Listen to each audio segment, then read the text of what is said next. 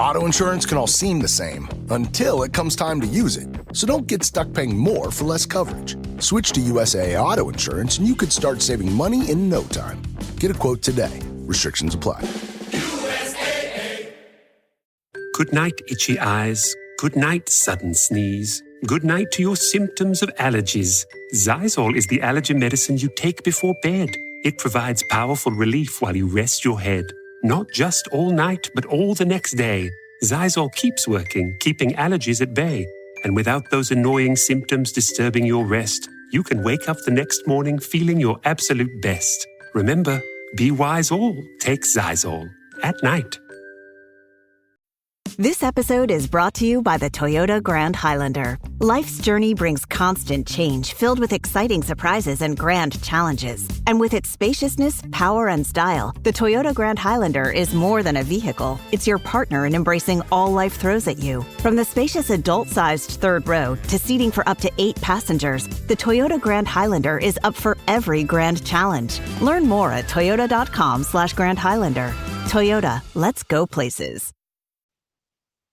Join us on this week's Rap Podcast. We will talk through all of the fun bits of Judgment Day. We'll have a chat about why it's a good thing, what needs to improve, all of the games. We'll take a look ahead, and as we near the squeaky bum time of the season, we'll have a good old dive into the Prediction League. Let's get on with the show.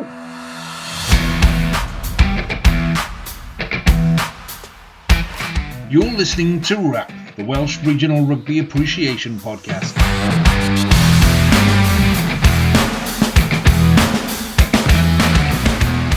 Hello and welcome to this week's edition of the Rap Podcast with me, Lee G. Sitting in for Jamie this week, we've got Dan, Nick and Harley. Good evening, gentlemen. How's it going, everybody? Now, you can tell from that welcome that Dan is a little bit cheerier than the rest of us, and he's a little bit cheerier than most Dragons fans after this weekend. But we'll get to that bit in a minute, and we'll let him have his 5 minutes of fame in a minute. So let's kick off with the news then, Nick. So Nick's news, I haven't got an introduction for you, mate. I haven't got a witty little thing, so you're just going to have to go. No problem. I don't need it. It's been actually in official news. It's actually been quite quiet. I'm expecting perhaps a little bit more news this week with final home games for some of the teams and maybe some announcements about maybe signings. But on the official side of things, Dragons have announced that Argentina international prop Rodrigo Martinez, 26, will be extending his stay with the Dragons, agreeing a year-to-year contract. So yeah, he's been a decent performer in my view. And for a prop, still relatively young at 26, and he's made 27 appearances over 2 seasons. And obviously, really good news for Cardiff. And I thought, when we come to talk about the game, I thought he was very focused and gave it his all and showed a bit of class on Saturday. Wales wing Josh Adams has signed a new deal to stay with Cardiff. And, I thought maybe even before the latest news, he might be one on his way. So that's really good news for Cardiff, good luck to both of them. And just a shout out, maybe if that's okay, Lee, to the under 18 team who were undefeated in their competition, a little festival they had down in Vichy. To won 41-39. It was a bit squeaky bums time if you managed to watch it on YouTube on Friday morning, I think it was, against Italy. We went quite ahead, and then they came back. But, the young players, aren't they? And, they're going to make mistakes, obviously. It was very interesting, I thought, what Andy Lloyd, the team manager, said afterwards about this group of players. And he's also involved with the 20s, that he does see there's, good players in the system. They'll take time to come through, of course. Maybe where we are now is perhaps as a nation, maybe as a regional team, is a reflection of where this sort of level was 4 or 5 years ago. Because that's the sort of time span you're going to take for these players to fully mature with the right coaching. So let's hope that is the case. Shout out to a couple of players. I thought Rhys Cummins from Cardiff was very good, and Bailey Cutts. Jack Hopkins in the centre for the Ospreys was powerful. Karen Leggett-Jones definitely looks a real prospect from the Scarlets. Kai Jones was very good in the second row, and the captain Kerrick Smith was excellent in the back row for the Dragons, from the Dragons, and Alfie Pagotzic from Cardiff as well in the back row. So, among many players, very young players, obviously, but there's definitely some talent there. So, yeah, that's it, I think, in regards to news, official news anyway. We'll come to unofficial news in a minute, but then before we get to that, we're going to do like Dan's like proper headline. Like Nick's just done like Welsh rugby news, but this is like world rugby news. It's like earth-shattering news now, Dan. Come on, fella. How was your weekend? Well, my weekend was better than most in the Dragons region because Abertillery actually won Division 1 East. So we have officially been promoted after winning away at Bedlinog 28-19. So we're going to be a championship team next season, which we're all very, very pleased with. So, yeah, it's a testament to the league, I think, that it's been so close. There's lots of good teams in there. It's been very attritional rugby. That we were speaking about prior to going live now. And I think it'll be another good league next season. So we're just hoping that, we're out of it, we can do ourselves justice a league up and survive in that league. Ultimately, you've got to pay the league respect. So if we can stay in the championship next season, that'll be a Brucey bonus for us. But yeah, all the hard work and dedication that the club has put into sort of keeping the club alive over the last sort of 10, 15 years, and especially since COVID, the committee there and everybody else and the coaches that have been in before me, Mr. Penny and Mr. Meredith there, they've done a sterling job, and all the boys. They've got their just rewards for putting their bodies on the line all season over the last sort of 6 months. So yeah, what a fantastic weekend. So I did miss Judgment Day, but there was a good reason for it. So what time did you get to bed on Saturday night then, mate? Oh, were there one or two beers to be drunk? There were one or two beers, yeah. It may have been Sunday morning, I'm not quite sure. But yeah, it was a good night. And I must say, Bedlinog were fantastic hosts. Clapped us out to the club when we left. We stayed behind for a couple of beers, stuck a load of beer on the bus for the boys as well. So, what a fantastic club that is. It was just a great day all around. They don't come around too often, do they? Winning leagues, no matter the level you play at. It takes a whole squad or a whole club to go and win them. So yeah, it was fantastic, and a day that'll live long in my memory. My 9-year-old boy actually was stood behind the posts. I like to stand behind the posts at away games. And as soon as the whistle went, he was straight on me, jumping all over me and stuff. So it was special to share it with him as well. So yeah, it was a great day. Yeah. So I'm going to share one story about a time when we were. So I used to play cricket and rugby. So obviously the end of the rugby season always clashes with the cricket season. And at that time, we play the first game of the cricket season. We moved it to the Sunday because we all knew we had a big game on the Saturday. So we won the game on the Saturday. It was a home game, home fixture.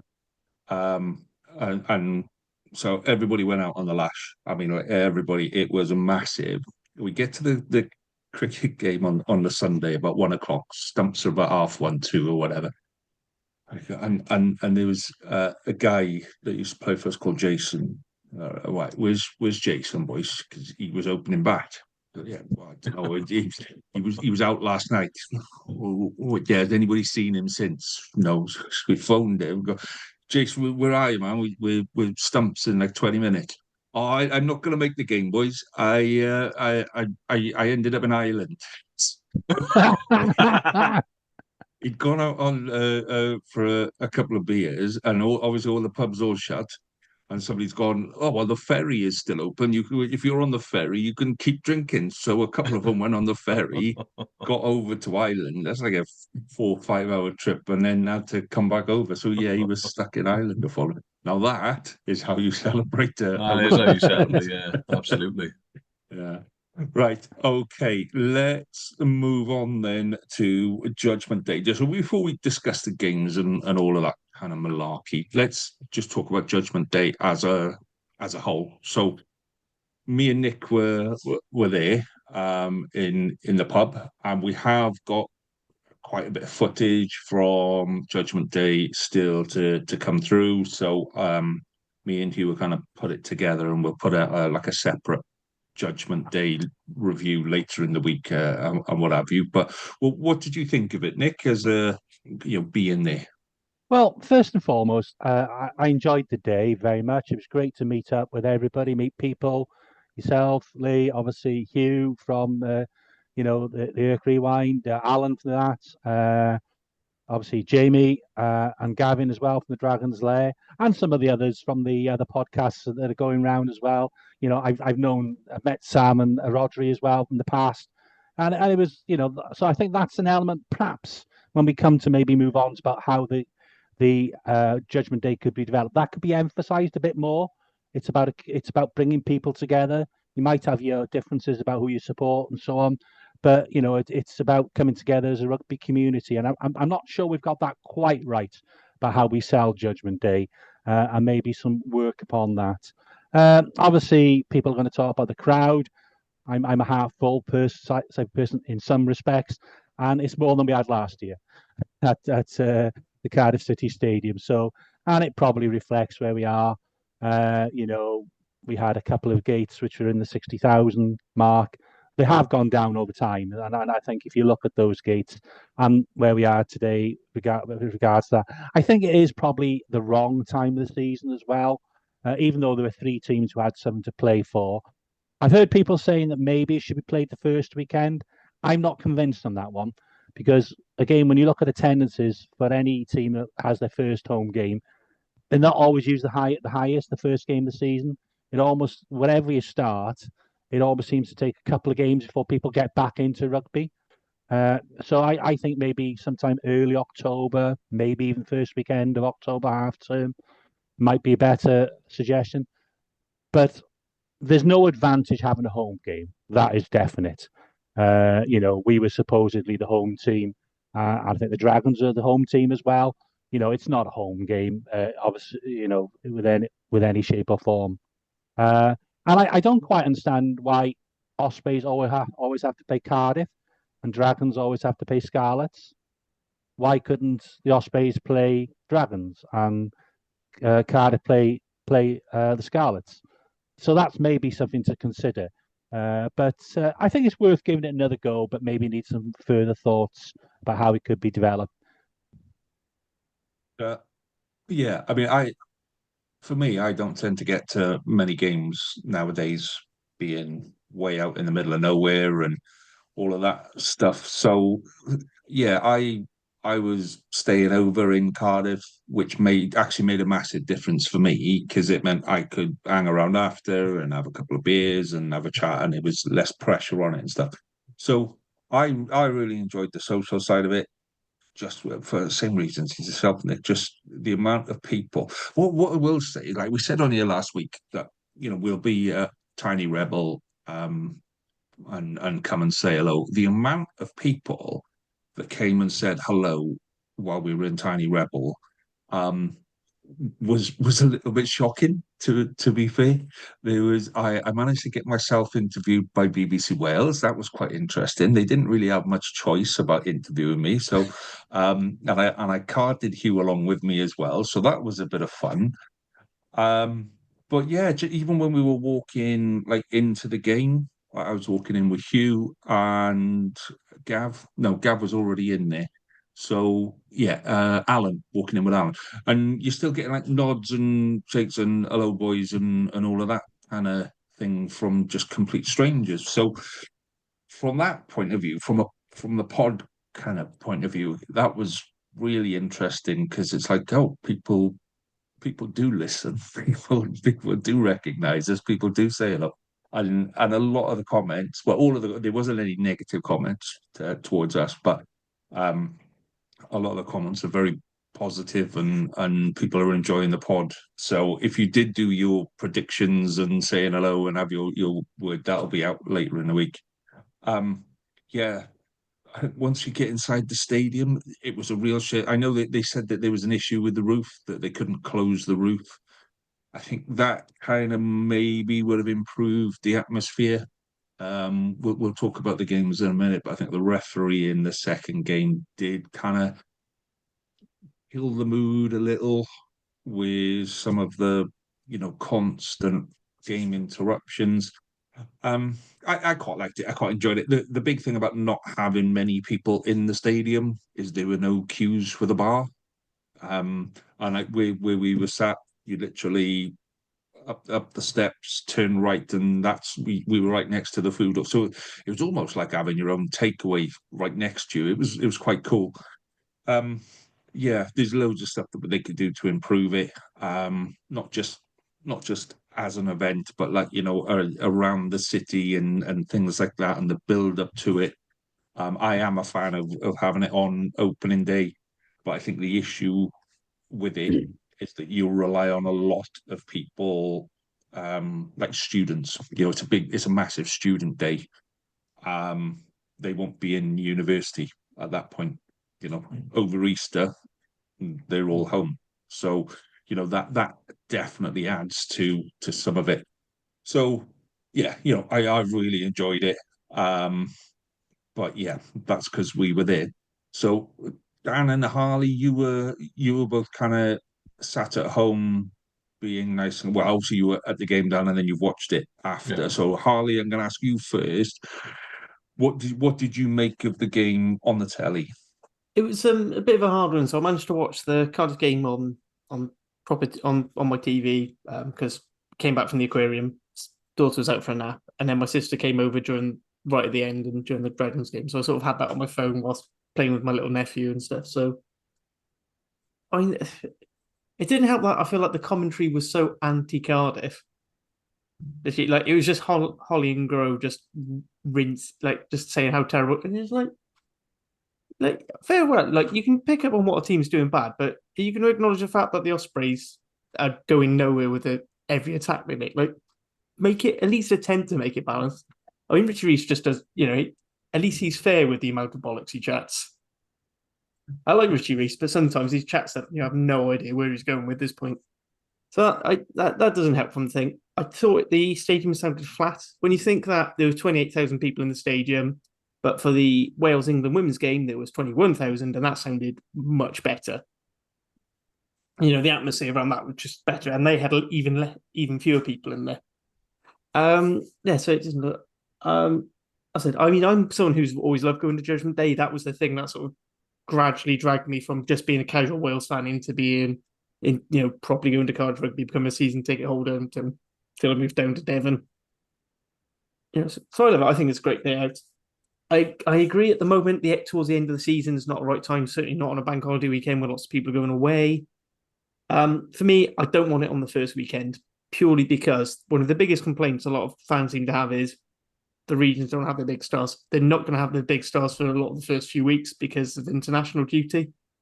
Personally, I quite like the idea of someone pitched of having it a couple of weeks before the autumn internationals and have it, and you bill it as a Wales selection game. Yeah. I don't mind if they shuffle the teams around. I do quite like the East versus West aspect of it. That is quite cool. But maybe if 1 year it's you have it on a road and you have Cardiff Scarlets, 1 year Cardiff Ospreys the other way, vice versa with the Dragons. That would be great. I think the only difference it makes with it being a normal home game or away game is the gate receipts. Right. So as far as I remember when I looked at it, basically all the concessions go straight to the WRU. And then the gates are split. The two home sides get 40% each. The two away sides get 10% each. That's the difference you are. So actually for the Ospreys, it might work out quite well because 40% of 20-odd thousand people is going to be a lot better than 100% of 3,000. Our average has gone up to 6,101. I think that's still less than Cardiff's best attendance this season. No, we don't go into details. No need to go that far. But the thing is, I was trying to avoid making an Ospreys attendance joke, but let's avoid. It's just too easy. But we say there's 28,000 there. There was at no point was there 28,000 in that stadium, and I think that's the shit, and it's always been the same since the start. Absolutely. But you either watch the first game and then go, or if you're in the second game, you kind of troll in about halfway through the first and watch it in the pub, and so that kind of takes away from it. So Dan, I think that's always going to be a risk when you go double headers, though. Yeah. But I think that's we as fans have got to kind of get behind it. That's Or what you've got to do something that people really want to see at the start and in between the two games. So the sort of in between entertainment, which I've always found that was the bit I usually hated most. And that's when we'd queue up for pies and stuff. I will be honest. The one time I stayed in between the two games, the one time I stayed to watch the entertainment was when the Saturdays were on. That was the one time I refused to leave my seat. I was standing there with like, binoculars trying to see. Don't. I think you're going down a hole there. Don't carry on, Lee. That's a word of advice. Which one's Frankie Bridge? I can't work it out from half a mile away. So, Dan, what did you think of the game? Like, the day coming at it cold. Well, I think firstly 28,000, because it was more than 28,000 in there, wasn't it? It was 28,200 and something, was it, or 100 and something? So just over 28k. That's more tickets sold than probably if both games were played at Rodney Parade and or Park of Scarlet. So they flogged more tickets than if they were separate games. I would say I'm willing for someone to come back at me on that and say otherwise, but there's no way that those two teams are selling nearly 30,000 tickets for the respective games. So that's got to be a Brucey bonus. The fixtures of old, and if I remember rightly, there were some issues previously with, like, there were 60,000 people in the stadium once, but there were some issues in there, I think, weren't there, where families were complaining about groups of lads being drunk and stuff like that. There was too much of a drinking culture in there. So maybe it's taken that long to reverse some of the horror stories of old, because, you know, my lad's rugby mad. He's 9 years of age. You go, I'd probably take him to a Judgement Day now, but previously I may not have because of that. You know, have we moved enough away from that sort of culture within the ground? Yeah. And the other thing I think to look at in terms of attendance is, if you look throughout the community game, there was a full fixture list. Every club has played. Now, there would have been thousands and thousands and thousands of rugby fans watching their respective clubs. I mean, Abertillery played away at Bedlin. We took 3 or 4 supporters buses over. Now, if that fixture wasn't taking place because it's Judgement Day, similarly to the international games, then more people go to Judgement Day. I think that needs to be looked at. So then you're looking at you know, when's the best time to do it, and they need to stay. For me, they need to stay away from full community fixture lists wherever possible, and they need to stay away from bank holidays when the weather's generally nice, when families want to go away on holiday. You know, because I got no doubt about it, there would have been, again, thousands of rugby fans that have gone away on a trip this weekend. So, on the whole, I think I do like the idea of it. I think it could be more of a day. It should be more of a Super Bowl style spectacle. You know, we mentioned the Saturdays playing at half time and things like that. That sort of thing needs to be done. You imagine what it'd be like if you could have the Stereophonics on for, you know, 40 minutes in between games or an hour in between games. It'd be absolutely rammed in there just to go and watch them play. So I think that's important. The timing's everything, isn't it? And if you get the timing wrong, and your target audience is wrong, and you've got some things wrong previously in terms of what the crowd has acted like, they've been in there just swilling beer for, you know, effectively 4 hours whilst they're watching 2 games of rugby. It's a recipe for disaster. So they need to push, you know, those elements a little bit more and try and. But I think it's right to hold it. You know, it could be a really good spectacle. If there were 60-odd thousand in there this weekend, and there was something on both games, then we wouldn't be having this conversation, would we? So it is fixable, and timing is everything. So the day's got to be changed, I think. I just hope that they take some feedback on this and they listen. You know, people are most rugby supporters are trying to be helpful to the union here. We're not trying to be overly negative. We're just trying to suggest ways it could be improved. Absolutely. And look, you know, look at it from a rugby, the community game perspective. If I wasn't coaching or with my rugby club, I'd have been down at the game. You know, I may have took my boy, I could have come met you guys, whatever it may have been, and there would have been other.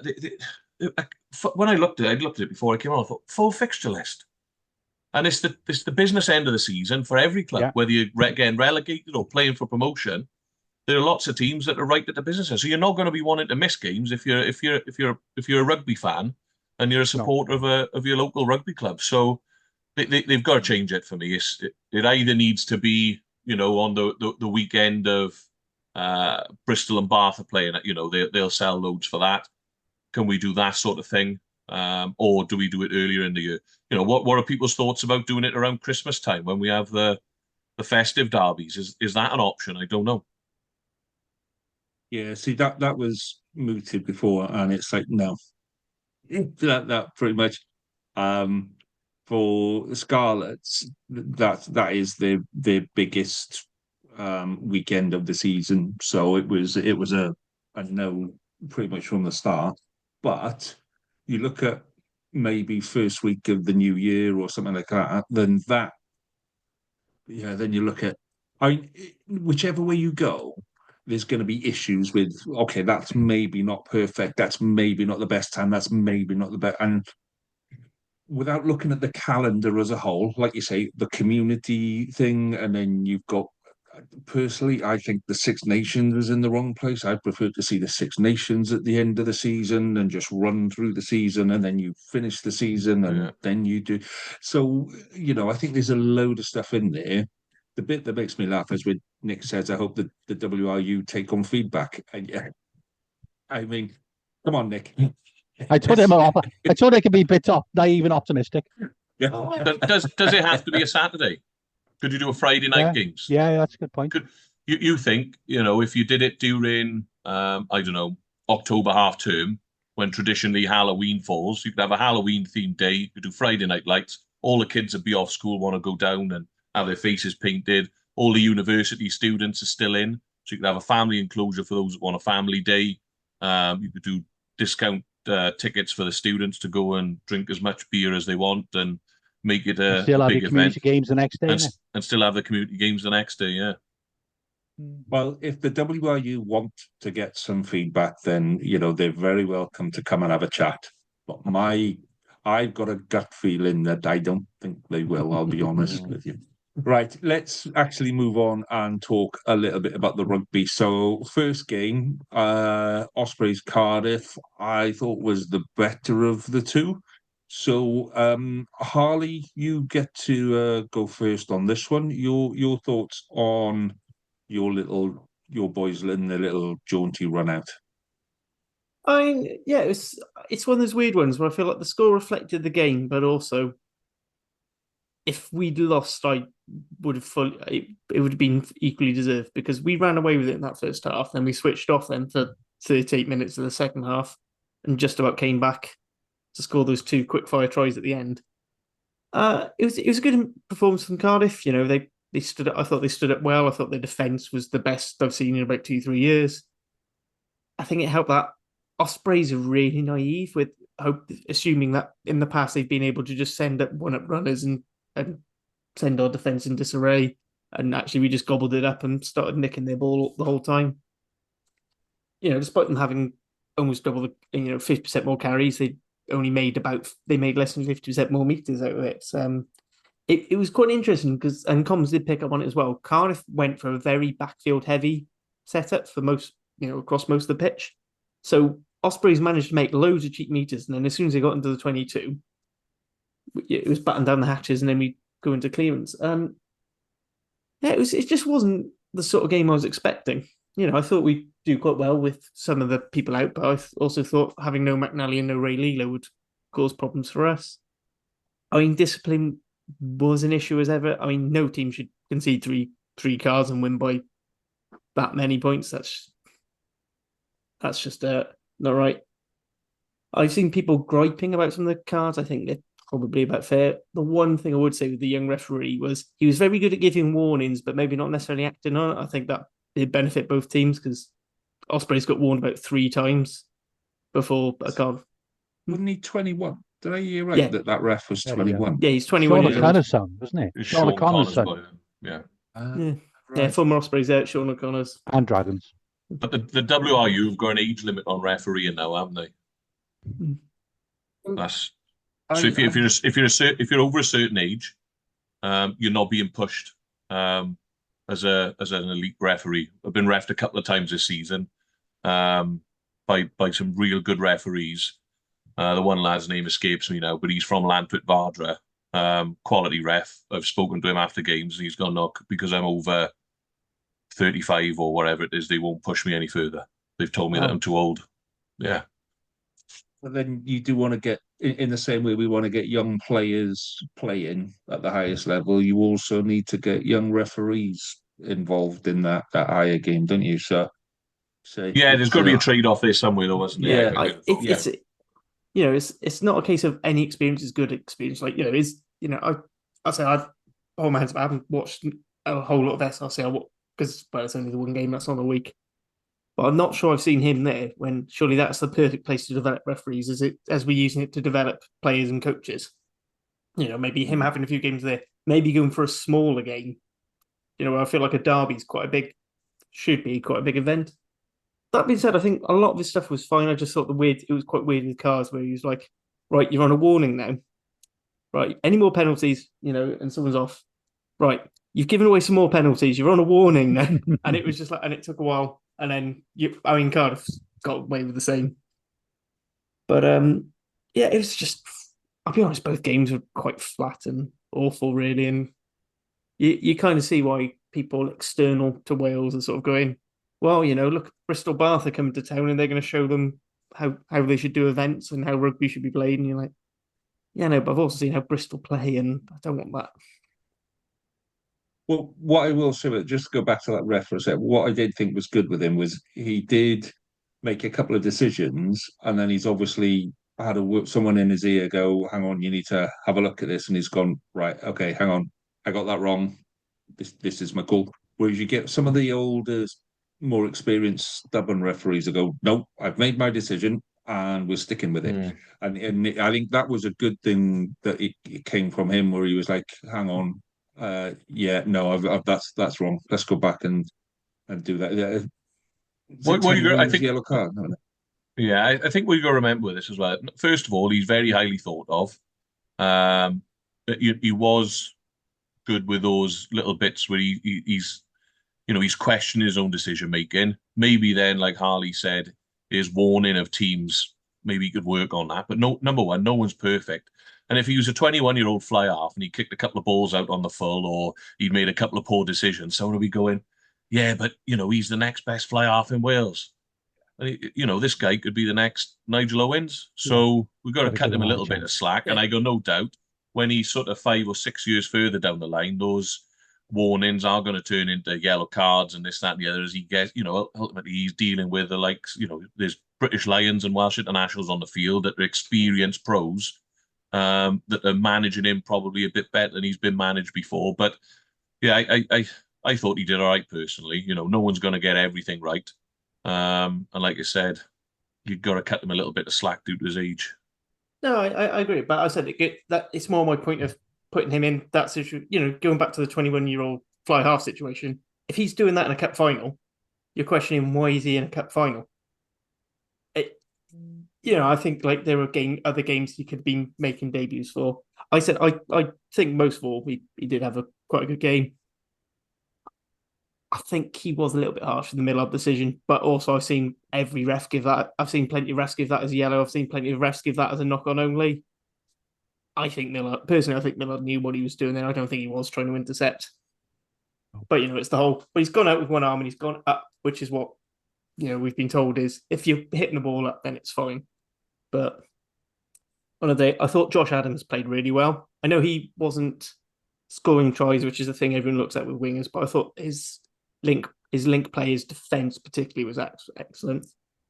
I thought, and the packs were pretty well. I thought we held up in the scrum. I wasn't too overall. I mean, it's 5 points, and we kept Ospreys to none, which again helps further our cause of making top 8. We're sort of basically taking another person who can take one of those positions out and help some of us as well.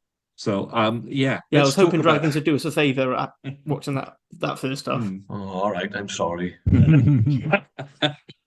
That's it. We're not letting you win a derby next season now.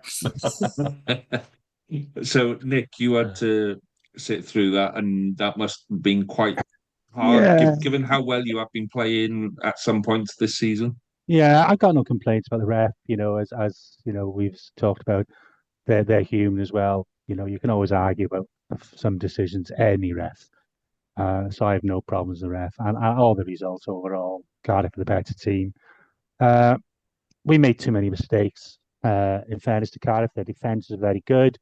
And when they had limited opportunities in the first half, they attacked really well, and they stressed us out wide, which was disappointing. So and it was a bit for me, a bit like last week against Leon, that when our plan A didn't work and we were bashing away, we didn't sort of have a plan B. I think Dan Edwards has had games which hopefully he'll learn from. He hasn't had his best 2 games. I think we could have kicked it when Plan A wasn't working. I think we could have put the ball up in the air a bit more. And I don't blame Dan solely for that. I think we've got 2 experienced by now scrum halves who maybe could take a little bit of pressure off him. But that said, you know, fair play to Cardiff. They nullified our driving line out. Good combination of more defence from Cardiff, and perhaps we're not as good executing as well as we did. I did like what Mark Jones said, because there's been a little bit of talk on social media from Osprey fans and so on that we look tired, and we did. You know, I get that, but if you want to do well in this as a team, and that's what Mark Jones is saying as well, you've got to play these games. You've got to have an extra round. You know, we played one more game in Cardiff. And when you look at the minutes that our lads have played over the season, it's not hugely different to the amount of minutes that the first choices for Cardiff have played. And, you know, some like the Bulls, they played, you know, similarly, they've had the same amount of cup games as us, and they went to Munster and won. So I don't think, I agree, we can't use that as an excuse if we want to develop as a team. We've got to be in those games and we've got to be making a difference. And it was the same players who had more minutes in the second half, who suddenly woke up, stopped making so many mistakes, and we looked far better in the second half. And we did stress Cardiff at times. But, you know, 3 minutes to go, we were in the game, breakaway try, and then another try. I thought it flattered Cardiff a little bit, but I've got no complaints about the results. You know, Cardiff deserved it. Too many players were, for us, just average. Thought Keane Williams didn't stop trying. Morgan Morse both showed his inexperience and his talent in the same game. He just needs more time, but he has got that little bit of X factor. And Jack is just Jack, wasn't he? You know, talk about minutes on the field. He's played more than anybody in the Ospreys and was yet again our best player. So, yeah, I'll be honest with you, I think the season's over for us now. The management and the players aren't going to say that. But to win the next 3 games, which we must do, it's not going to be nothing short of a miracle.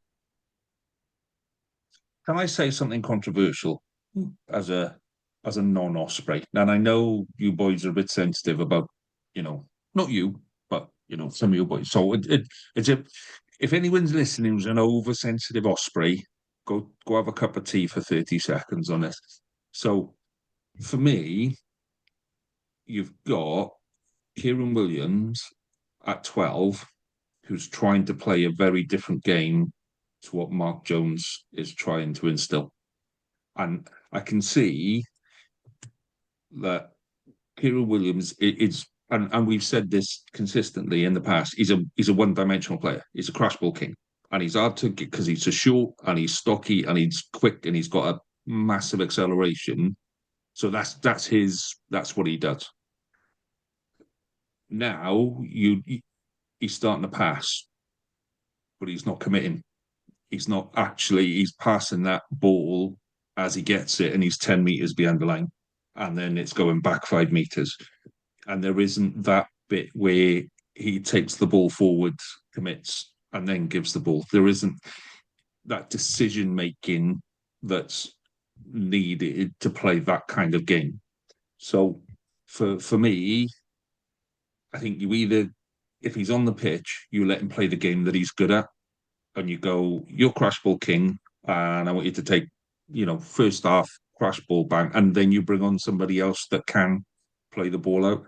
I think he just looks uncomfortable when he's making passes. and I don't really. I'm not saying he can't pass because the passes are accurate. It's not. It doesn't feel natural for him. It doesn't look natural when he's doing it. So I think if he's going to be on the pitch, let him play his game, I think and then.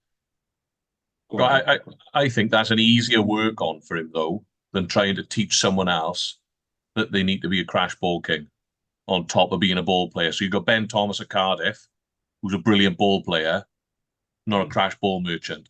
So I think it's easier to teach Kieran Williams to play, be more of a ball player. That's where Mark Jones got to earn his money here and go, right, how do we upskill him in that department? Because he's already got the dog mentality to go, all right, give me the ball and I'll run over you then. He can do that. He's brilliant at that. Because I think as a 12, you need to have that double threat in there. Because if you've only got a Ben Thomas, in reality, you know that crashing it up is not really going to be your first option from him. He can do it. He's getting bigger, but he's more of a ball player, isn't he? He's a good ball player. And Kieran Williams, you're right, his main threat at the moment is that he can crash the ball up, give you good target, give you good gain line. If you can marry the two together, you end up with someone like a Nonu who can do both. All right, he was right at the top end of the game, but you see where I'm coming from here, or Sonny Bill Williams, or whatever it may be. And I think it's easier to teach Kieran Williams to do that than it is to teach Ben Thomas to play the other way, because it's a mentality thing, wanting to crash the ball up into collisions. You can't coach the dog into someone. I think he's already got that in him. So I think over pre-season, once Mark Jones has a pre-season, he could become an effective ball player as well. Because like you said, he can pass the ball. His passing, his range of passing, his passing is good. The physical skill of passing, but can he be coached over the summer to take the ball to the line a bit more, to engage the front line of defence before he's pulling it back, and so on and so forth? That's the work on for him. Yeah, it definitely takes the pressure off Dan Edwards. Yeah, you've got two ball players in there then. Yeah, and if Edwards is in. Yeah, sorry, if Edwards is in trouble then, or, when Edwards has tried to take it to the line, you've got that short ball option straight to Kieran Williams, because he can truck it up over the gain line as well. So he becomes double threat then. That's a massive asset if they can get that into his game. So if you look at the best 12, probably one of the best 12s in the British Isles at the moment, who's unfortunately injured, Sione Tuipulotu, he's a genuine carrying threat. Yeah, he's got a unbelievably underrated kicking game, and his distribution is brilliant. It's good. Yeah. And Ben Thomas does two of those things, I'd say, as good as any other distributing 12. His crash ball, he's a lot better than he was when he first broke through. Like he can take a contact a lot better. But then if you look at how Cardiff get around that, you can also look at it and say, well, I've got a deficiency in this player. How do I get around it? Cardiff do it by having a more physical winger. So they use a Josh Adams, Gabe Hamer-Webb, Mason Grady to come in and basically run that 12 line just for that, in that phase if they want to crash up, and hope that they can ping out the back. Yeah, and I'm not saying the problem is then a defence will see that that coming. They'll see that if it's not Ben Thomas standing in there, they're right. We're going for a crash. Yeah, exactly.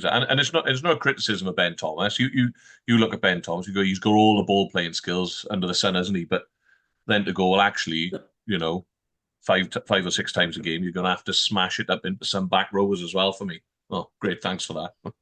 Yeah. So I said he's a lot better at it than he was. It's still one of the weaker areas of his game. For me, though, with the Ospreys, I think the thing that I think has worried me most is how their defence has gone, and this is where I think it's a fitness/tiredness issue. So they've conceded 30 points or more in each of the last 4 league games. In the game up until preceding that, so the whole first half of the season, they did it once, and that I think can be a bit of an issue if you're. We haven't got a defence coach, have we, at the moment, though? No. Well, I said you've got Mark Jones who's trying to run that, the attack, everything else. Justin Tipurick's doing it part-time. Maybe he's got a bit more time on his hands and now he's injured. Yeah. But I think you're right. I think it's an area to work on again over the summer to get much as well we regret, and we do miss Tipurick. We saw that on Saturday, just that experience, that leadership. But at least looking at for the positive, at least he can concentrate on one job over the summer next season. Okay, let's move on to by far and away the most important game of the weekend, Dan. Or are you discussing Abertillery's win? Yeah, we'll go back to Abertillery again. Yeah. So I'm going to be honest, yeah, Dragons and Scarlets, for 60 odd minutes of that game, I was not in any way, shape, or form comfortable at all. I had Gavin sitting down in front of me, and Hugh, who won the tickets, and he was a Dragons fan as well. And there was no escape to get from my seats. I would have had to walk past them, and I would like, oh, this is not going well. This is not going well. And then it did. So, yeah, your thoughts on Dragons and Scarlets, mate? My thoughts. Well, where do you say you can't lose a game? What was it? 20 points to 7 on late 40s, early 50s minutes, there or thereabouts. You shouldn't be losing fixtures from there, and that's ultimately where the Dragons are where they are. You go back to the goal kicking thing, still a problem for the Dragons. They need a goal kicker. On the plus side, I thought Basham and Wainwright were good. They got plenty of gain line, carried the ball hard. That's the one thing they will miss from Tame Basham next season. I think is the right move for both clubs, Cardiff and the Dragons, actually, because Cardiff probably miss a little bit of gain line. But they just carried themselves into oblivion. And you talk about from a defense perspective, it becomes pretty easy to pick up then, doesn't it? You know, you go, right, Wainwright or Basham are at the arrowhead on the pod of 3 coming around the corner or playing off 10. You know who you're picking out. We just double up on that individual. So that becomes a little bit predictable after a while. But I thought they did well. As a matter of fact, they did really well. Scott Williams, I thought, went well. The old head in midfield. Why he's not played more for the Dragons, I don't know, because he's an old head. He's a decision maker in there. He helps the fly half. He can distribute as well and track it up a little bit. So he gives, as we've just been discussing, I think he can do both of those things effectively, especially for the Dragons. So why he hasn't played a little bit more, I'm not sure, to be honest. But the 2 yellow cards infuriated me. The first one from Dylan Keller-Griffiths, that's a coach killer. You know, you're defending on your line and he sticks his hand in a ruck when he's on the floor. That's sort of under 15 stuff, isn't it? Where he's gone and done that. So I found that frustrating. And was it Elliott's default for the collapse of them all? I think they just kind of picked a number and went with it. It could have been anybody's fault. But again, you're going to struggle to win a game with those number of cards. I know Cardiff managed to do it, but the Dragons aren't going to, I don't think. So that's problematic for us. And the other thing that really annoyed me was the backfield coverage. Ross's error, and look, everyone knocks the ball on, and you wouldn't want to swap places with him, would you, in front of 20-odd thousand people? He's knocked the ball on in a bit of backfield coverage. But the Dragons have gone 13-2 in backfield coverage, so it means you've got 13 in the front line, then they got 2 people covering. The other option you've got is to go 12 plus 1 and 2 on a pendulum, so you've got the scrum half in behind. Lots of teams opt not to do that now, but you have to mirror where you think the kick is coming from. Normally, the way I would work it is you go on the posts, and if the fly half's your side of the post, then you'd stand opposite who you think the kick is going to be and mirror it that way. But he seems to be too far across the field, so he's got too much ground to make up. Ball's bouncing in front of him, and it wasn't the first time the ball was kicked into that area of the backfield either, was it? They both sat deep. Communication's obviously gone out the window. Ball's been allowed to bobble in front of him, knocked it on or fumbled it or whatever it may be, and they go over for a... You take that try out of the game, the Dragons may win the fixture. And then his brother then goes and concedes another basic penalty for blocking right towards the end, which, you know, ends the fixture completely, doesn't it? Those 3 points were off the floor, were massive. Was it Johan Lloyd kicking as well at the time, who was the highest point scorer in the league? You know, I got no doubt they've been doing their homework prior to playing the Scars. Well, don't concede any points, because irrespective of the way we think that he plays the game at the moment, he's been pretty good off the floor. Yeah. So it's just frustration. I was listening to the Dragons Lair podcast before we came on, and you know, the boys were going, we were never going to win, were we? But I think that's the problem. How and they brought this up on there as well. You know, is it a fundamental thing where even if you're 13 points to the good, you can't see a game out with 25 minutes, half an hour to go? That needs to be altered next year. And whilst I think the signings for the Dragons are positive in terms of the youngsters, they need a couple of decision makers in there and a couple of old heads in there to stay to improve their decision making, the decision making mechanisms, especially in the back line, I feel. But on the whole, it was probably a C plus or a B for effort from the Dragons. They dug in it, they absorbed a lot of pressure to start off with. But ultimately, I don't know, I've said it a million times, if you're 20 points to 7 up, you need to be winning that rugby match. So good effort, but probably the outcome everyone expected. The other thing I will say, though, the one positive for me is Angus O'Brien came back into the squad. That pass to Ross to score in the corner was like a mystery, where he scanned very quickly. He's seen it outnumbered. He's put a lovely pass in to Ross running onto the ball to score in the corner. If that was anyone else in World Rugby, it'd be clipped up and all over Twitter. I thought that was really, really good. But yeah, it was so close yet so far for the Dragons. Well, we got some of the scholars. I thought Ben Carter made a hell of a difference in his physicality. If you look at the stats, went spectacular, but he just brought that physical edge that the Dragons have missed. I thought Dylan Keller-Griffiths looks a prospect, but he's a young lad for a prop, isn't he? But he's got something. But but it was the best Dragons performance I've seen for a long while. Oh, especially going to 20 points. You talk about the second row, right? Ben Carter going in was the right decision. Was playing Woodman alongside him and allowing Cummins to go and play for Pontypool the right selection decision on that? Why do you not play Cummins and Carter together? So you really ramp up that physicality in there, because I don't know, that maybe there's something on an injury. Maybe he's had a bit of a bump or injury, but then why would you go and let him start for Pontypool in the SRC? That was a baffling one for me. And that's not to say that Ryan Woodman's not a good player. He is. No. But for me, he's a back row forward and not a second row. That was disappointing. And I think as well the bench was much less impactful than the Scarlets. That's a problem. There's a depth problem, no doubt about it. The Dragons, you're looking at the likes of Will Reid, Joe Westwood coming off the bench, Dean Black coming off the bench, that sort of thing. Up front, Rodri Jones, Chris Coleman, they've done all right this season, but it's not the impact that you would like. And ultimately, we've lost the game, haven't we, from 27 up to 31. Was it 31-23? So that's not good enough. That the depth on that bench needs to get better, which I think it will do next year with some of the signings.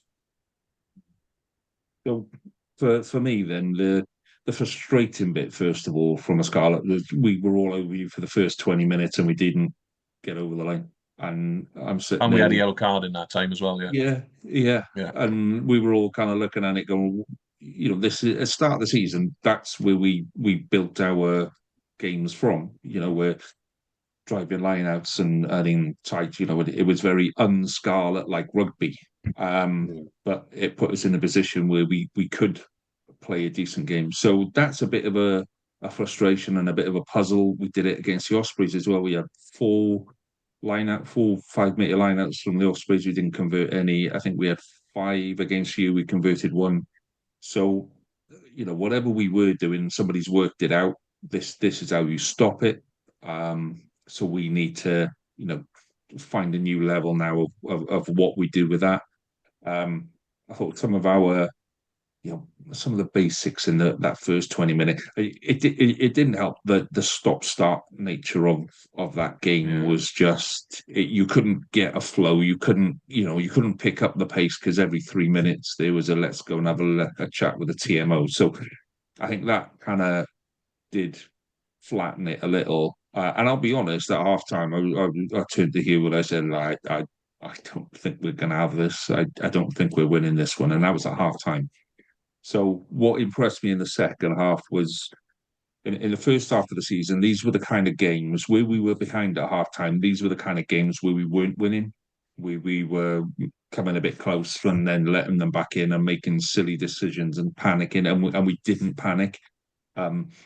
Gareth Davis was absolutely superb in the last 20 minutes of just keeping a lid on it, just kind of calming it down, picking the pace up when we needed to pick it up, and then let's really turn the screw and nail them down. And if there's nothing on them, you put it into the corners. and there you go. I thought the big change for us came with Joe Roberts. I think when Joe Roberts came on, it adds an extra dimension, and he was very, very influential going into that last 20 minutes. But what I will say is when Rosser made that mistake, this is why I think the Dragons are going in the right direction. Okay. By the time Yohan Lloyd, who kicked 5 out of 5, cracking, lovely guy. By the time he got the ball and was coming back, and you might, I don't know if you can see it on telly, but you can see it. And there were 3 players around Rosser going, "Don't worry, don't worry about it. You're okay. You're gonna be fine." And that to me says more about the mentality and the attitude within the Dragons than it does anything else. Yeah, that it doesn't matter if you make a mistake. We're here and we're okay. There's 20,000 people around you allegedly, but this is all you need to worry about, us here. And I thought that was really, really good because he's a young guy. He's got a lot of talent, but to see the other players protect him like that and go, right, okay, scrub it, let's move on. I think for me that was the moment of the game almost. That it's, I don't know, it's that was the bit that stuck in my head. That the try, it was a lucky try, it was a lucky bounce. Yes, he might have been a little bit out of position, but that if that ball bounces a different way, then Blair Murray's not going in for a try. It happens to be that this just went the right way for him.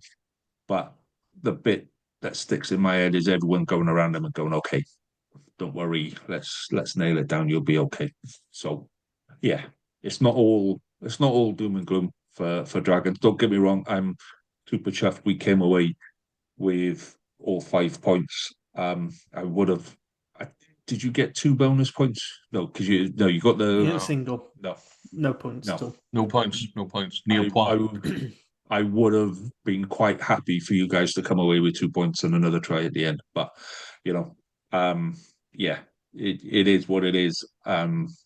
It wasn't the most comfortable game to watch as a Scarlet. Certainly for 60-odd minutes, that did not feel very comfortable at all. So let's hope Dragons can maintain that kind of attitude next. Why is it, Dan? Right, answer me this. And I asked Jamie as well, and he was mocking me quite nastily in the pub before. Dragons only turn up for 2 games a season.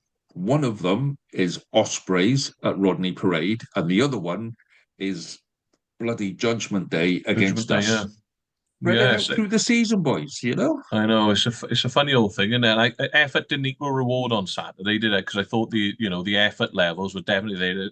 There are some games and some occasions this season where they've just been really overpowered and outgunned, really. But I thought the effort levels were there, and it was unfortunate, really, that era was such a vital time as well. It could have been anyone in that position, and it's unfortunate for young Rosser there that it was him. But yeah, I think you're right. If they'd have come away with 2 losing bonus points, I'd still be kicking myself, thinking, well, should have won that game of rugby really from 20 points to 7 up, but losing sort of 31-30 or 31-29 may have softened the blow a little bit. But the big ones for me, I think, from a Scarlet's perspective, is it Fafita and Lousy? Are you keeping them next season? Yep. I think he's got 3 years left because he signed a 4-year deal last year. He signed a long. I think I know what you're going to say. They're top players. They are. They're top players for the for the Scarlets. I like everything they do. They're real classy. They can handle the ball in the wide channels, but they can mix it up in close as well. They don't have a lot of international duty, so you get to use them all throughout the Six Nations and so on and so forth. What are their eligibility statuses now at the moment? They're both Tongan. You dig in. Unfortunately, they're both capped for top one. I was saying Fafita was capped for New Zealand. Yeah, I think he has run out for Tonga as well. I think he's got an All Black cap, hasn't he? Yeah, he's got an All Black cap, but under the new rules, isn't there? If you've not been capped for X, like it could be a Henry Thomas situation. Blood relation only. So you've got to have the blood They ties can go to to the country. Tonga, It's can he? not. He It's played for Tonga soon, yeah. He didn't he? Did he Can't play we for adopt Tonga? him or something? No, unfortunately not. That finish was class, wasn't it? Because It was class, yeah. it's not many eights who would No, they can finish do with that. such aplomb. And You sort of knew he was going to score. Yeah, and it's typical South Sea Islander, isn't it? You know, and the way they got the ball in one hand and, you know, that sort of thing. I just think they use class. They're two real good pickups for the Scarlets over the last couple of years, and tying them down to long-term contracts is great business, because I think when those two are on fire, Scarlets are a difficult team to beat. And if you can add in the summer to that pack a little bit more, and add, you know, the pack's improved as well this year. Mine is much better than it was last season, but I think they're two brilliant players that any region, I think, would have in their team. I got one complaint. I got one complaint. Yes, go on, Nick. Go on in. I had 4 bloody Scarlets fans right behind me, screaming in my ear. And I wasn't the happiest after our game. Actually, 2 of them, Kerry and Gwawr, I've known since the early 80s. So, and it was just coincidental. They were sitting right behind me. I was, come on, Scarlets. Well, before the game, we and you'll see this on the video in the week. So I was talking to Gareth from the Dragons pod, and we were in Tiny Rebel, and we were just getting ready to go, and he came in, and I was all right. Let's get a quick prediction from you then.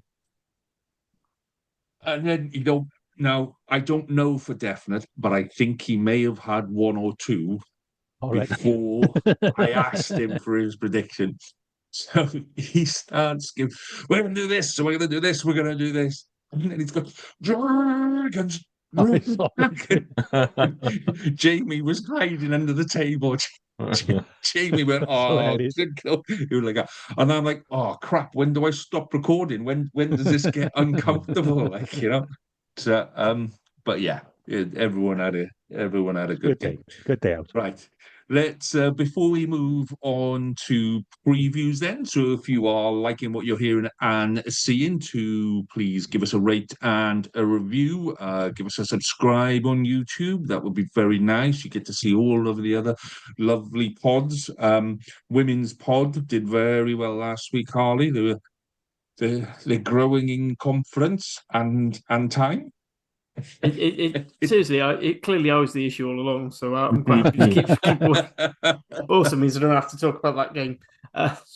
Yeah, but then the bit I love about the women's pod is they will do the pod, and then they'll tell me all about the things that they just done in the pod for another hour after. So I'm like, I don't need to listen to the pod now, girls. So yeah, they've done really well, and they reviewed previewed the game against Ireland as well. So I'm hoping, fingers crossed, that we'll have a review of that game this week as well. So it should be review of that. So because they're trying to go more women's focus, we'll be going through the whole Six Nations, previewing their version of Super Saturday. Also catch up with the WER, which is Women's Elite Rugby, which is the American competition, which I highly recommend watching. It's for free on DAZN. That's DAZN. You know, absolutely fantastic. The community game vibes is just through the roof. It's just great. You've got, I think last year, the team I've sort of normally supported, the Boston Breakers, had 18 starting in the second row. So clearly they were just basically going whichever jersey fits, and nothing says community rugby to me more than the number you wear is the shirt you can grab. Hence why the game I played on the weekend, the scrum half had the number 8 jersey. Obviously, mate. Yeah. Okay, so I'm going to make one more appeal again. If any Scarlets fans want to come and take over from me in the same way Dan is going to take over from Jamie, do please let me know, because it would be good to hand this over to somebody else and let you have the enjoyment from it that I have over the last 3 years. Okay. So let's look ahead. So we've got Cardiff, Munster, Ospreys, Dragons, Scarlets, Leinster. 3 massive games this weekend. Let's start Friday night, Cardiff, Munster. Yeah, over to you, Harley. Thoughts on this one? So this is a season-defining game for Cardiff. It just is. We get a 5-point win in this, then we're in with a sniffer playoffs, and the South Africa tour is more about trying to pick up a few points and seeing where the land lies, as opposed to desperately needing a win. Yeah. So this sort of keeps our fate a bit more in our hands. Otherwise, for Munster, it's the exact same story. They're a couple of points behind us in 8th. They're sort of just on the cusp. It's they've had a lot of their players come back, but I still don't think they've quite clicked. They've had trouble all year round, whether it's with their annual injury crisis or things. They've lost to the Bulls last week, which I think is going to make them hurt. I was kind of hoping they might have snuck into a semi-final for the Champions Cup, just because they've been a bit more focused on that. They're a team we have a good record with at Cap, so I'm hoping that continues. But they're quite a physical side, but they do have backs who can drift out wide. I think if we can try not to get bogged down in forward play, you don't want the likes of Peter O'Malley running riot over the breakdown and the line out. Let's go. One thing I did point out when I was looking at the stats is they seem to be worse than us on their own ball at line out times. So that might be an opportunity for the likes of Teddy Williams and Josh McNally, who should be back, as a way to sort of stem the tide. I mean, we talk about how valuable Fafita and Lousy are. I think the thing they're most valuable is how good they are at pinching opposition line out ball, which 10, 50 metres from your own line is an absolute godsend to be able to just yoink off and then rinse and repeat. And you have a lot less, there's a lot less of debate about whether or not you do kick to touch or whether you keep on field when you're kicking.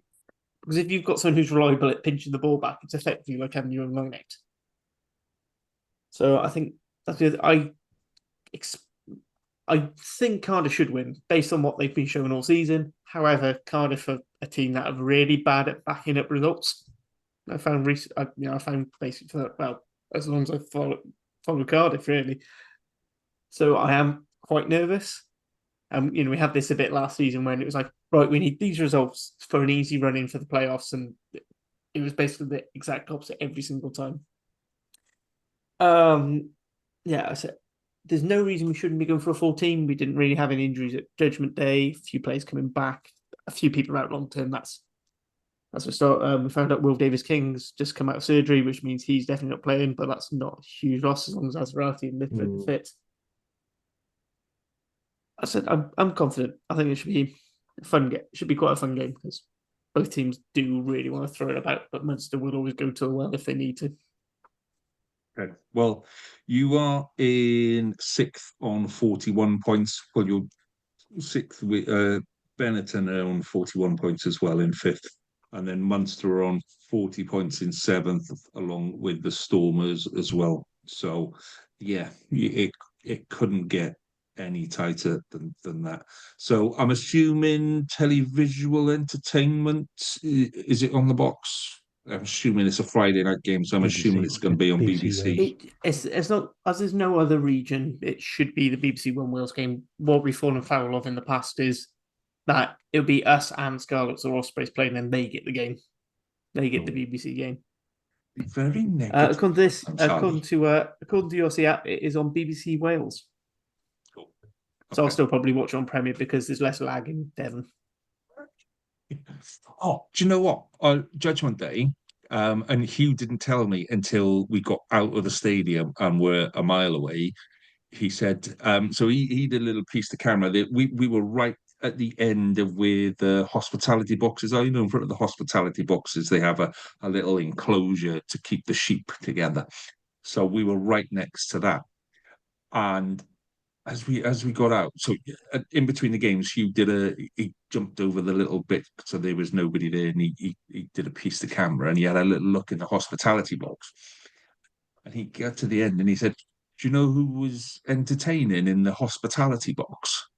No. So, Tom Shanklin, your friend Tom Shanklin. And I go, and that's why I didn't tell you until we were out in the stadium. So yeah. Mr. Shanklin was literally I feet think away that's 80% of his income is that. Okay, let's move on to Saturday afternoon then. So I'm assuming, as it is a Welsh derby, this won't be on telly. It'll only be on Premier Sports. So that is correct. That is correct. Well done, me. So, Nick, I'm assuming that you're going to hope that this is Tipperick's final game if he's back and fit. And Dan, I'm going to assume that you hope it's Tipperick's game and he plays the whole 80 because he's not fit. So, Nick, you're the home team. You get to go first. You give us your thoughts on this week's game. Well, we're going to have, there's a very chance we could have 3 consecutive losses, both in actual games and in league games. So I'm just hoping we execute it a bit better. And I'm not sure typically will be involved.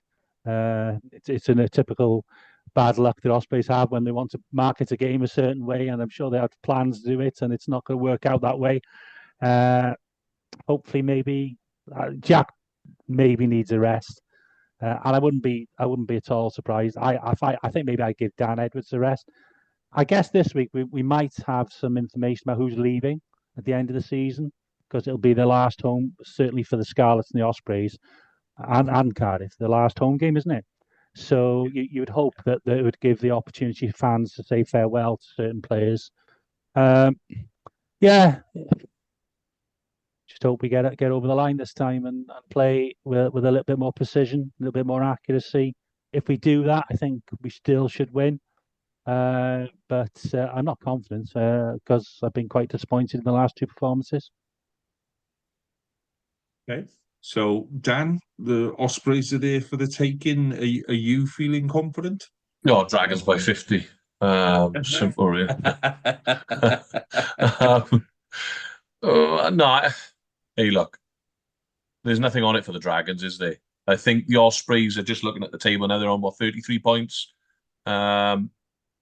They need 5 points and results to go their way, really, to have anything out of it. So it's a little bit do or die for the Ospreys if they've got any playoff aspirations whatsoever, because then, like everybody else, they go on holiday to South Africa.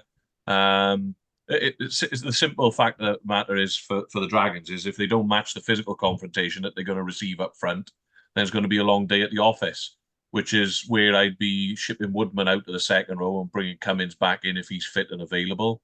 I'd be keeping the likes of Basham and Wainwright together in the back row to really, make it as confrontational as possible. So is there a chance? Yes, there is a chance if the Dragons play as well as they did if they defend as well as they did in the first half and then play as well as they did sort of from 40 minutes to, 55 minutes or 60 minutes, then we're in with a chance. We know that there's probably not going to be much of a crowd down there, so it's not going to be such an intimidating place to go and play rugby. But ultimately, the Ospreys must start as favourites, I would have thought. But is it a good time to play the Ospreys? They're on the back of a couple of defeats. Like you said, are they going to start resting people ahead of the tour to South Africa? Are they already thinking that their season's done and dusted? Let's not forget, last season they really did creep in late to the playoffs. They picked up a result out in South Africa last year as well, didn't they? So it's not beyond their capabilities to go and do so. And that's what worries me, really. If you're Mark Jones, you're going, look, we've got to go out there and thrash the Dragons on the weekend. We got a minus 41 points difference or thereabouts. So we need to go and score some tries. We got nothing to lose. Let's go out there and do it. And if that happens, it may be a long day at the office. But yeah, if we can match the physical battle that's going to come up front, then we stand a chance. If we're not going to, and if we're not going to get off the line and try and put some shots in, then it's going to be a long day at the office, I would have said. But the old starters favourites for me. I just want to hop in because I do think, because it was something that was raised on Dragons Lair, which I recommend everyone listen to, and Dragons fans especially, if they're not already. Obviously, Great Cardiff and both Leon sort of showed how to get around the Ospreys, and it is literally just getting around them because their wide defence just isn't quite there for reason we've discussed. And Dragons, probably their best asset is they've got some very good back 3 players. If Hugh Anderson's fit, they probably could run around and score some points, and then they're making a game of it. I mean, the trick against the Ospreys is always, if you can get parity up front, take them out wide. Yeah, because, it comes down to that. They'll pass to get out wide. But they're slow to get out wide, and they're slow to defend out wide as well.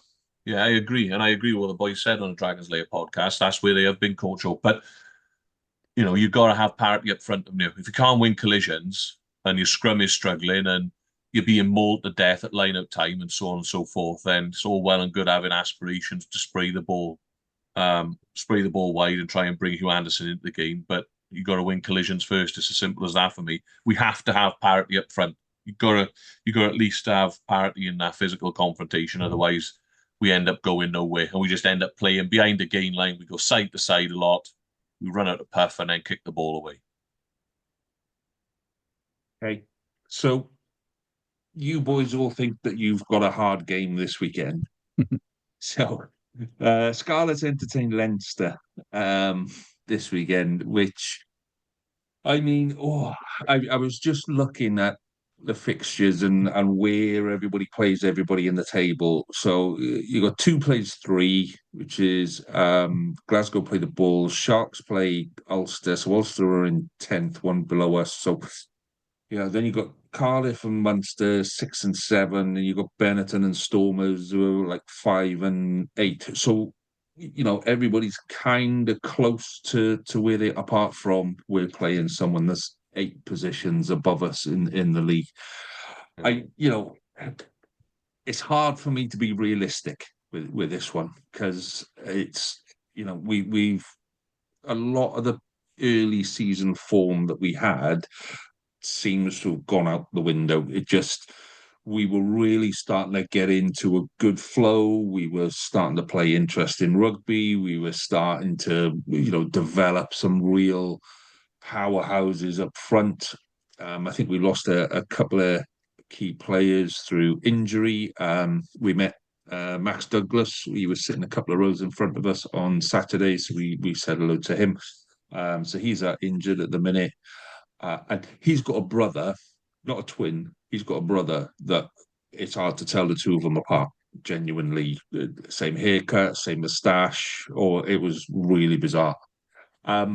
So, yeah, I mean, where do you go with Leinster? Where do you look for an opportunity with Leinster?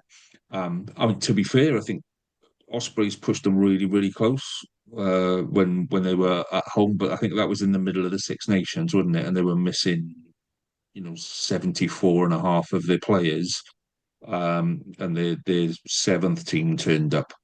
But we won't be so lucky this time. I think it's a hard day for us. We need to get something.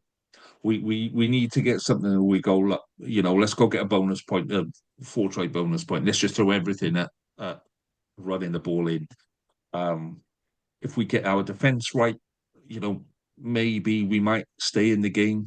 I can't see us running away with it. But what we know from Leinster is every now and again they'll have an off day, and 9 times out of 10 when they have an off day, they squeak home by 1 or 2 points. There's hope. There's hope that might happen. If it does, then we're staying in playoff contention, mainly because all the teams above us are all playing each other. And so, there's stuff there to play for. And it's a really, really tight league. Anywhere in between 4th and 14th, realistically, are still in it. If Ospreys put 5 points over the Dragons on the weekend, then you're up level with us. And, we're 1 place outside of the playoffs. So, there's still a lot there to be played for. What I really, really hope for this weekend is that fans turn up at Scarlets.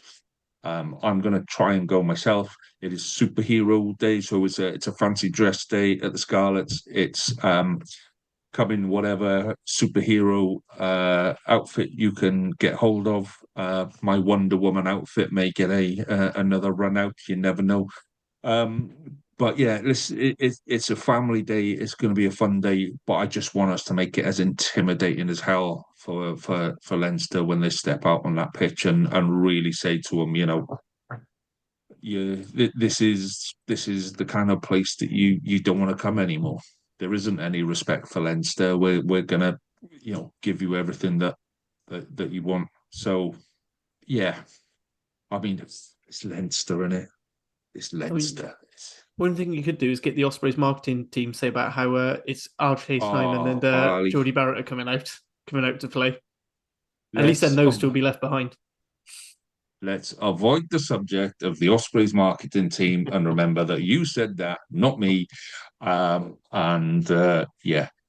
No, I mean, this is a massive game for the Scarlets. And if we get the marketing right on this and we do get, 10, 12,000 there, then we could make it a real intimidating place for Leinster to come. And I hope, same as you guys, that we get a list of these are the people that are going.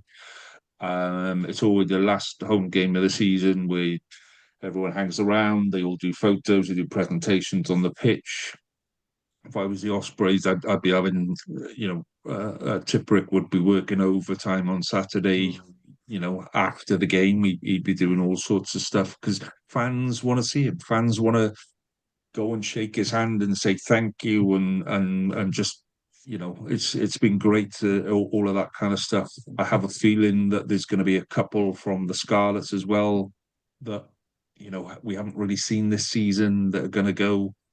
And we want to say the same to them. So, yeah, just hoping for a big day. Hoping for a big day on that one.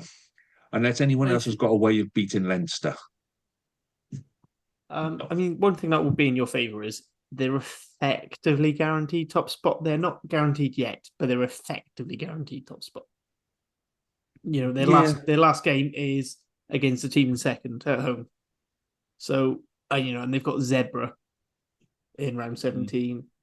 I imagine they're going to be focusing more on that final coming up. Yeah, so I think they're going to be focusing far more on the Champions Cup semi-final. This is their year for that 5th star. So I think that's, much as it has been last year's, this year is really the year they've got to go through. So I can see it being a bit more of a second fiddle. It's going to be a bit more second fiddle. The problem with is the Leinster second fiddle team is stronger than about 80% of the URC first teams. Yeah.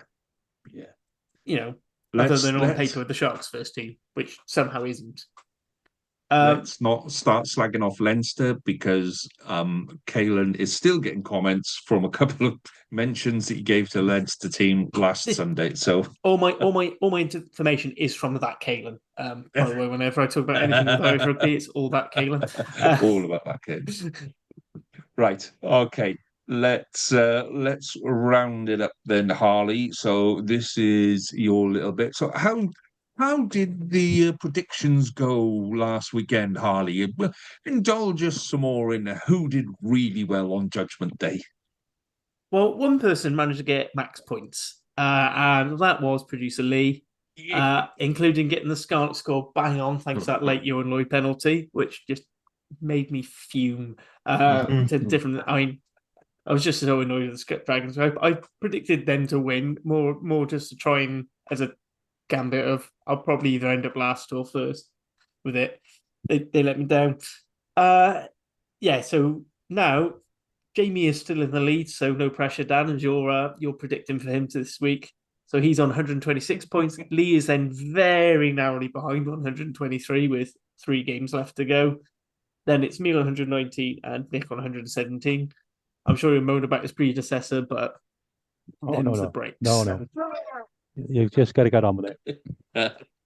And if you're interested in the number of how many points complete off we are in total, Jamie is 375 and Lee is last with 500 points clear. So that's how bad we are as a deviation from the actual scorelines.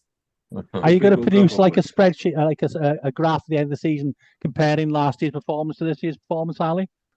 I can do if I can find the old prediction league because Lee wiped it off. He was that embarrassed with his performance, he deleted it from the Google spreadsheet. I didn't have a chance to save it somewhere, mate. It'll be there somewhere.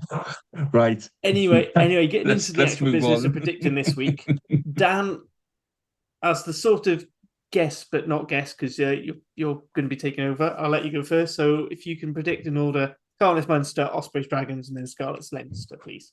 Okay, Cardiff Munster, Cardiff by 5. Ospreys by 10. And unfortunately, I think Leinster by 20. Excellent. Nick, on to you. So Munster by 6. Boo. Ospreys by 5. and Leinster by 10.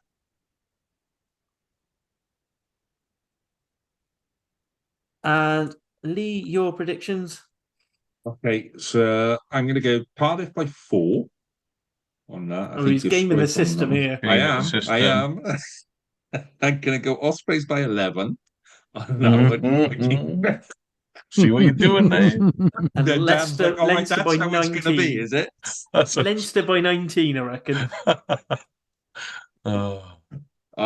This is going to kill me. See, I had this last year. Like, this is the one game where I know that I head and heart and look, go with your heart. Scarlets by 40.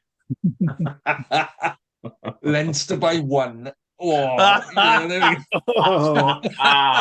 bottled that. He's bottled it. On. Oh God! Oh, that's going to come back and bite me next week. Dr. Harley. As for myself, I've gone for Cardiff by 5, Ospreys by 9, and I think Leinster by 12. Mostly because Scarlet's defence, in terms of the number of points they concede, is actually pretty good. So they don't tend to get blown away. So much they don't tend to concede more than 30 points. Well, they've only done it once.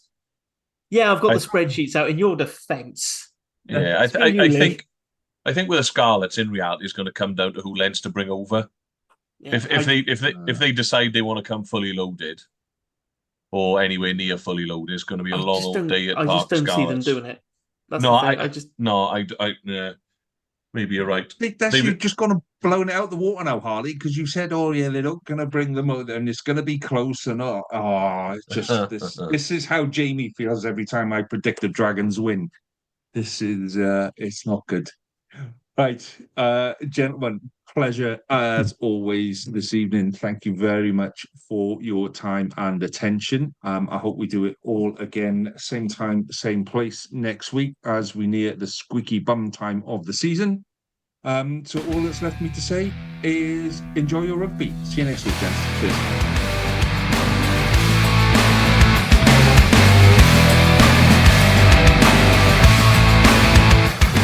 That was WRAP, the Welsh Regional Rugby Appreciation Podcast. Please rate, review and share us on socials if you can, and join us again next week for more of the same. And until then, enjoy your rugby.